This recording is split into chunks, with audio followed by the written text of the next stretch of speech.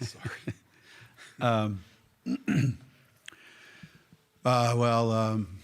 Obviously, these games are really, really, really hard. There was just so much going on in the game that both teams, I think, had to struggle through. And as we said, there's a way that you win these games, and generally speaking, they are, on the backs of one or two particular players that are going to put the team on their backs and get us to the next level, to get us to the Final Four. And obviously, Sarah and Paige both did that tonight in their own way, and you couldn't ask any more of them. They both played 40 minutes, and they both played their hearts out. But like anything else, somebody else has to step up, and I thought Caitlin was fantastic tonight. Probably more than anything, I'm really proud of her because she left, college, took a chance. I want to go to the Final Four. I want to try to play for a national championship, and I'm glad that we're able to provide the opportunity for her. So these three guys deserve all the credit that you want to give them, and obviously we will be going home without the three of them. Questions for UConn student athletes?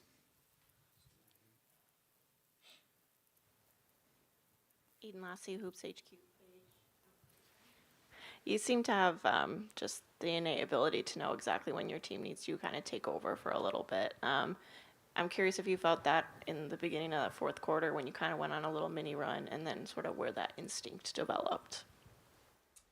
I think just playing a lot of basketball, getting a lot of reps at it, having a great team that has so much confidence in you, a coaching staff that has so much confidence in you and just builds you up so you feel confident in these moments. But none of it would happen without the team and everything that goes into a performance.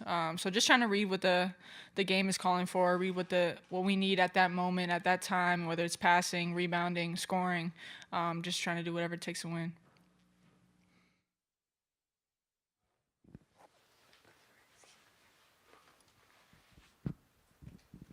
Nancy Armour, USA Today Sports. Paige, how would you compare this team to the other Final Four teams that you've been a part of, and what do you think you've learned from those previous trips that can help you all this time around?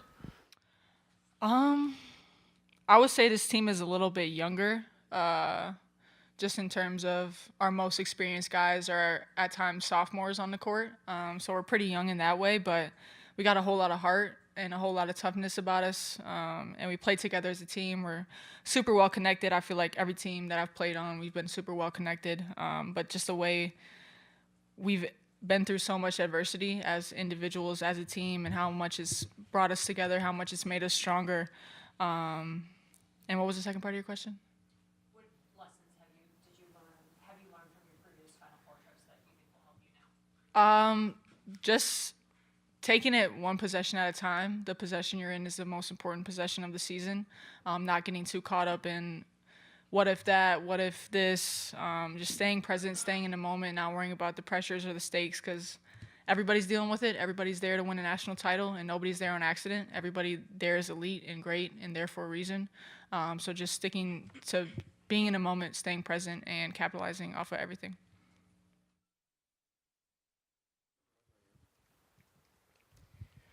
Caitlin, Liam Bradford with the Argonaut at the University of Idaho. Caitlin, you kind of stepped into a bigger role defensively in these two games, played a big role as an on-ball defender. How do you feel the team's defense, the pressure specifically on the perimeter, played into your wins against both Oklahoma and tonight? I feel like that's something we always put an emphasis on. We're always talking about on-ball pressure, and the more on-ball pressure we have, the better our defense is. And I feel like our coaches prepare us very well for both of these games, and we were locked in defensively for most of the game.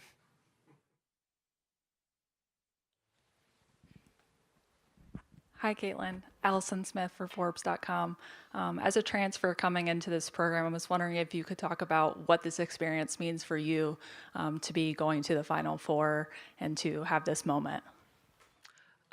It's been an incredible experience so far, honestly. I never thought I would make it to a Final Four, but here I am. But that's all the credit goes to my coaches and my teammates because we wouldn't be here without them.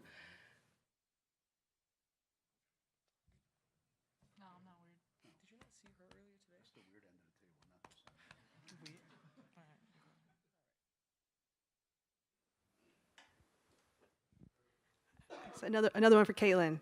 Caitlin, Miriam Swanson with the LA Daily News. I wonder, when you were at Little Flintridge Prep, kind of dominating on the very small school circuit, were you perhaps a UConn fan, and could you have conceived of this then? Yes and no.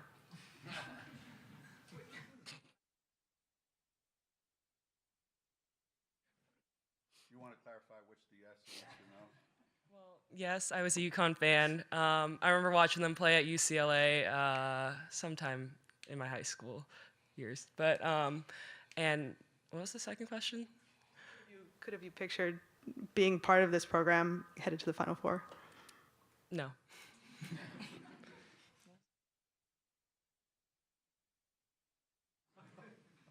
Short and sweet.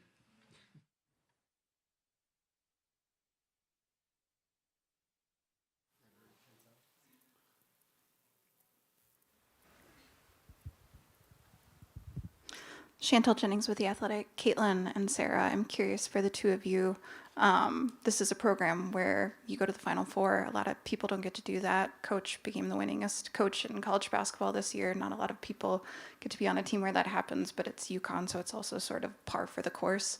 I'm curious how you sort of process this coming from high school and the Ivy League, like going into these historic moments, but also treating them quite normally.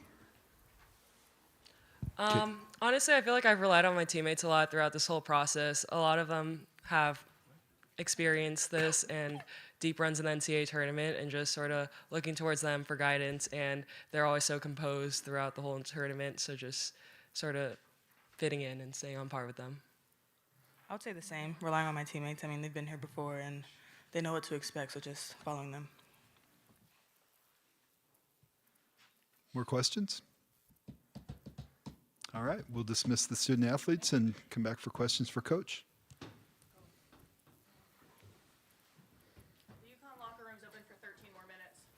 Dude, you're a baller. Thank you.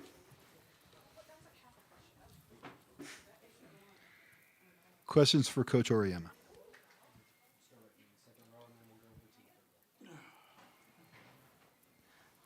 Eden Lassie, Hoops HQ.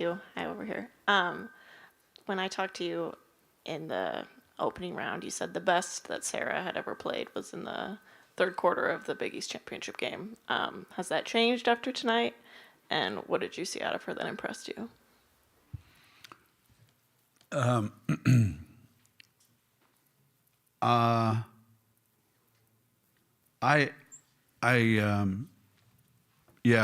thought that stretch in the Big East tournament was pretty special. And it's ironic that, everything she did tonight was pretty special. However, there's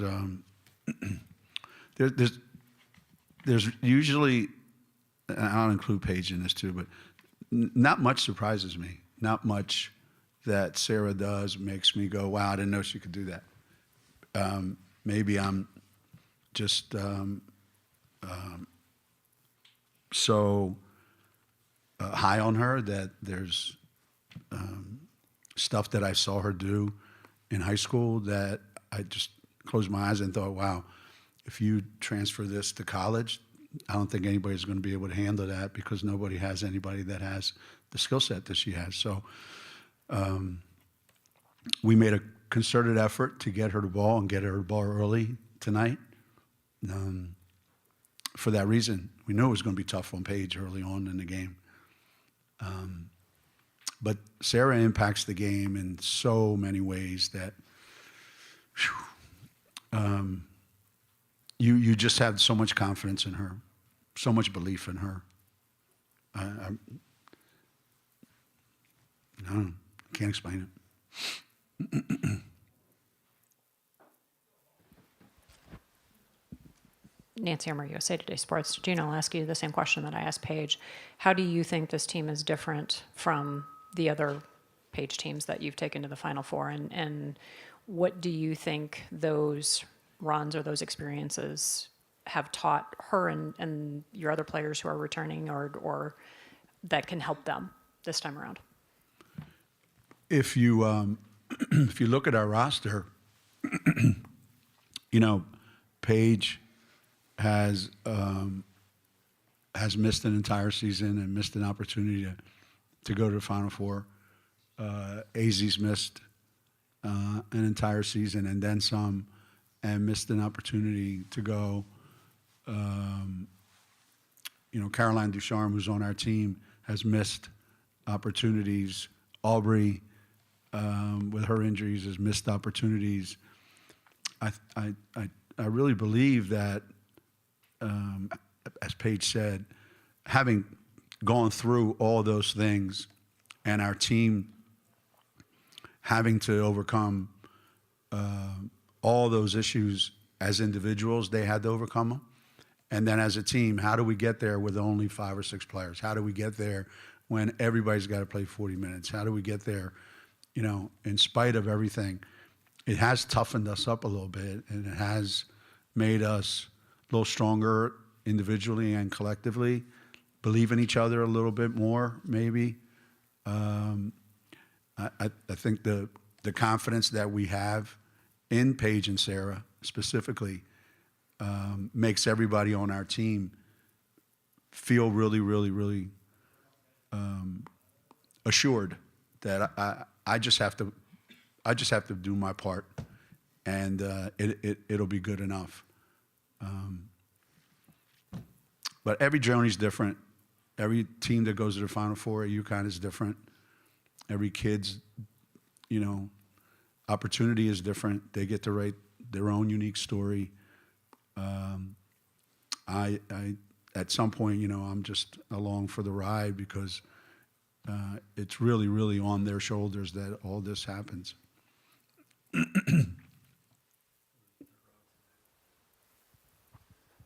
Gino, just a little clarity. I know you guys haven't cut down the nets for Final Four or to go to the Final Four for a while. Is it since 2008?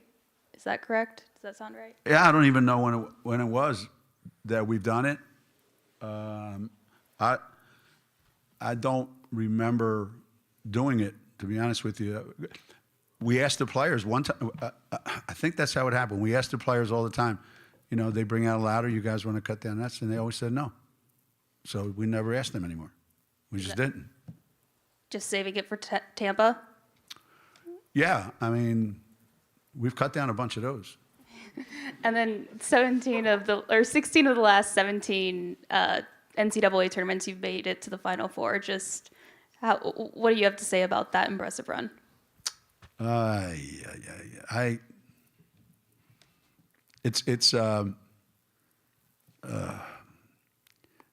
Sometimes I've used this before. I said there's Disneyland, there's Disney World, and then there's UConn World. These are fantasy numbers that make no sense. It's not you couldn't predict this, and you couldn't script this at all. It's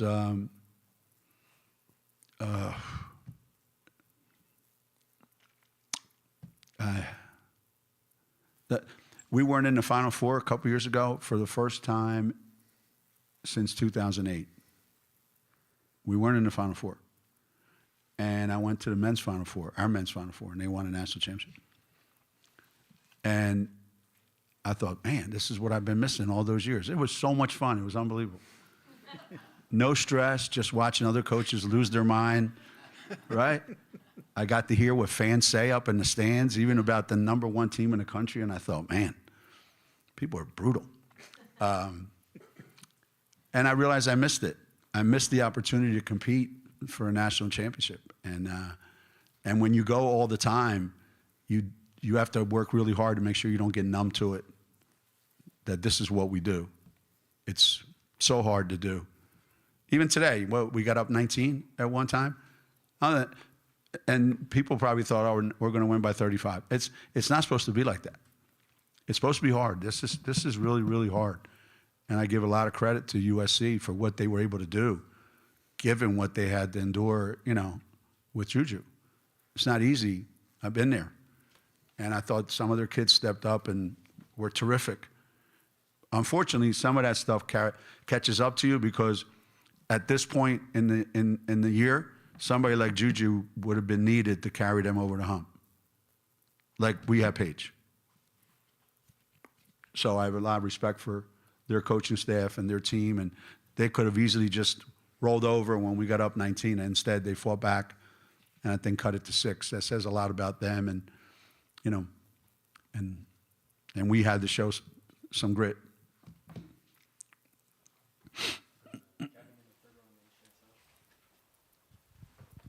Kevin Pelton, ESPN.com. How important was it to you to get AZ going in the fourth quarter after she was struggling with her shot? And the opening 3, I think on the opening possession in the fourth quarter, was that kind of designed in the huddle to try to accomplish that? Yeah, I was going to be like this. I'm going to give her one more chance, and then that's it. Hell with her. I think you got to believe in your players. You have to kind of feel like at some point, all we need is one of them to go, and then something good can happen. And as I was drawing it up, it dawned on me, maybe you should put Paige in that spot. And I thought, nah, let's give it a shot. Let's see what this could be the one. And that's a big shot by her. That was after having missed all the other ones, that was a big shot by her, and then another one. And so took a hunch and ran with it. And it was big, really big. We have time for 2 more questions. Chantel Jennings with The Athletic. Gino, Paige was asked the other day where she thinks she stands among your favorite UConn players, and she said somewhere between 1 and 1,000. I'm just curious, though, over the last 5 years, you guys have spent a lot of time together. Obviously not where does she stand in that ranking for you, but how has she changed you at this point in your career? I think she's thinking very highly of herself. If it's 1 and 1,000, I would say maybe somewhere between 5 and 1,000, because we've had a relationship since she got to Connecticut that is based on I trust her to always do what I trust Paige to do the right thing ever since her freshman year. I trust her to always do the right thing. After she's tried all the shit she wants to do, then she'll finally do the right thing. But I trust that she believes in herself so much. She just is the most incredibly positive human being I've ever been around. She always takes the absolute highest view of what can happen. And no matter what anybody points out to her, like when she was sitting up here, I pointed to her 4 turnovers. I said, what was that? And she immediately went to the next column and she said, look, I got it back though. I got 4 steals. Like that's her mentality is always, this is what I did to help us win. I'm not worried about what the other stuff was. And I've admired that in her forever, that she believes in herself, whether you believe in her or not. And I happen to believe in her, 100,000%. And I feel for her too, because I don't think I've ever coached someone in this generation where they have to deal with this type of scrutiny and pressure that comes from the world that they live in. She's the first one. The other guys were able to kind of navigate it. There was pressure, but not like there is today. So for her to get all the attention she gets, have all the demands on her life, all the expectations in her life, and still be able to deliver.